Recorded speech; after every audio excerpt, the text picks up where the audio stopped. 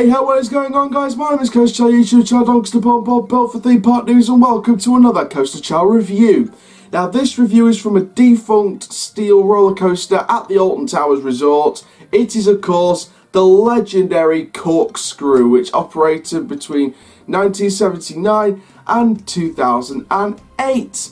Now, this is a corkscrew roller coaster with the double corkscrew, the famous double corkscrew that you can now see as a piece of artwork on the entrance plaza, just in front of the turnstile entrance gates to the Alton Towers Resort, just outside that monorail station that's been lovely painted green for the 2019 season and beyond.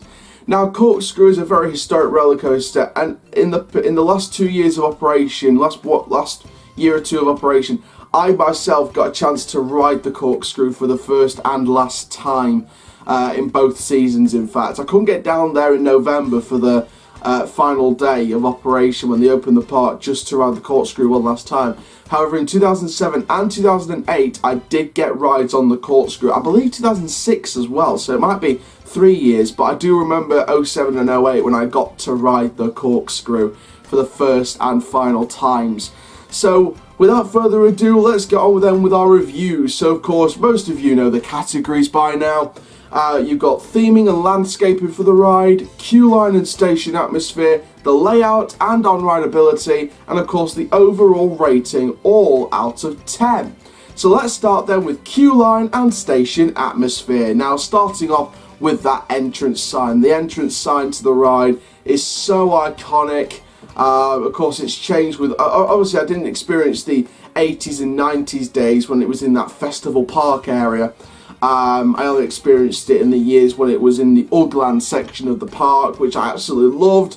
Ugland was my childhood, listening to Thunder Rock Rally Radio, getting ready on Rita Queen of Speed. It was my first ever ride in 2007 on Rita as well, so listening to that Thunder Rock Rally Radio just brings back so many childhood memories.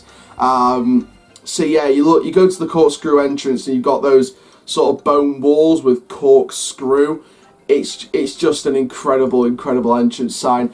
Moving through the queue there, not really many theming in the queue line, just sort of weaving in and out, and the station looked quite temporary.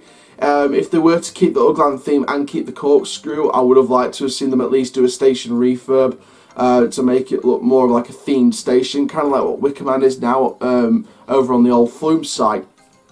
I think if they could do that with Wickerman, imagine what they could do if they kept the Corkscrew and did the station area for that and try and improve the on-rideability a bit. So yeah, so the station looked quite temporary and there wasn't much theming around the queue line, but just the entrance sign looked really good as well. So for station and queue line atmosphere then, I'm going to give it a strong 6.5. It's alright, but could still be improved. Next up then is theming around the ride. Now, theming around the ride is an interesting one because there is no theming around the ride. There's just no theme around the ride. But I like the landscaping because, of course, that's in the category as well. It's all about the landscaping as well. And the landscaping's quite nice for the coaster. I mean, it's got that nice... I mean, the only theming around the ride that I can think of is that giant bone dinosaur head, which is near that first drop.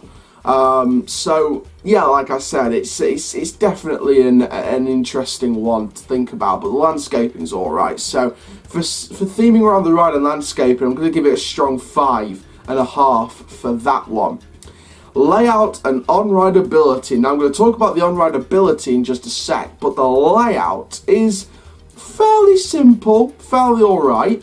You know, it's not anything spectacular by today's standards, but back in the day, back in the 07-08 days when it was coming to the end of its ride operation, of course, we were in that generation when rides were becoming much more advanced than they were, and of course this generation, in fact, the rides just became more advanced than they were then as well. So the layout for the time was fairly simple, but fairly good for that time, but of course later on in its lifetime it became obsolete compared to the likes of Nemesis, Air at the time, when it was Air, not Galactica, or Galactic Air, Oblivion and Rita and Spinball Wizard, in fact. So, you know, it was fairly simple compared to those old days. So, you know, with the layout, it was fairly simple. On rideability, people said it got rougher through the years, and I kind of agree with them in a way, because I remember that last ride in the summer of 2008, just my head bashing all over the place.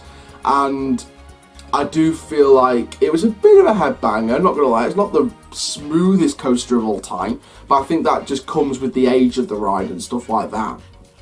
I've noticed a couple of people, and I'm surprised to even say this, but a couple of people have said Nemesis, they had a couple of little rough rides on Nemesis, not much, but like little sort of patches here and there. So I think that could be the first signs that Nemesis is starting to age a little bit, not a teenage bit.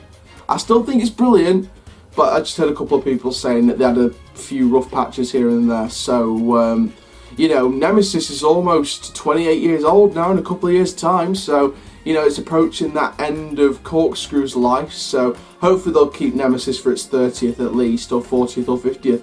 Whatever birthday they decide to keep it to. So for layout and rideability then of the Corkscrew, rideability, I'm going to give it a strong 6. It's a good balance. So overall for the Corkscrew, I'm going to give it 6 out of 10, sort of balanced on those ratings. It's a fairly simple coaster with a decent landscape and a nice giant bonehead theming in there, a good entrance sign, but the station looked temporary, it was a bit of a headbanger.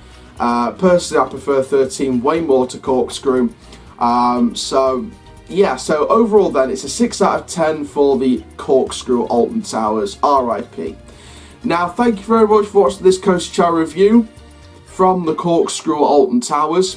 Make sure you like, comment, subscribe and click the notification bell so you never miss a YouTube video. And for now, guys, my name is Coaster Chall, YouTube channel, Doncaster Born, built for theme park news. Keep living the coaster up and I'll see you guys in the next video soon. Take care, have an awesome day, my friends.